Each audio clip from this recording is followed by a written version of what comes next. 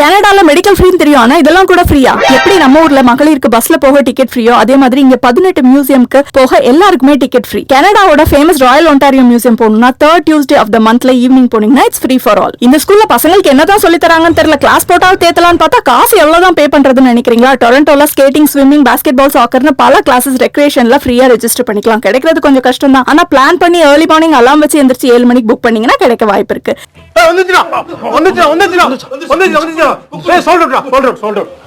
கிட்ஸுக்கு மட்டும் இல்லங்க, அடல்ட்ஸ் கூட ஃப்ரீ. நம்மளோட 4 மில்லியன் போன வைரல் ஸ்விமிங் வீடியோ கூட நான் அப்படிதான் கத்துக்கிட்டேன். எல்லா ஊர்லயும் லைப்ரரியில ஃப்ரீயா புக் லென் பண்ணுவாங்க, ஆனா டொரண்டோ லைப்ரரியில அதையும் தாண்டி பிரஸ்டோ கார்டு அண்ட் நேஷனல் பார்க்கான 1 டே பாஸ் கூட ஃப்ரீயா கொடுக்குறாங்க. அதுக்கு மேல சிஎன் டவர், ஜூ, அக்வாரியம் பல அட்ராக்ஷன்ஸ்க்கு ஃப்ரீ டிக்கெட் லிமிடெட்ங்கிறதுனால நம்ம ஊர்ல தீபாவளி காலத்துல தட்கல் கிடைக்கிறதோட இது கிடைக்கிறது கஷ்டங்க. But try your luck.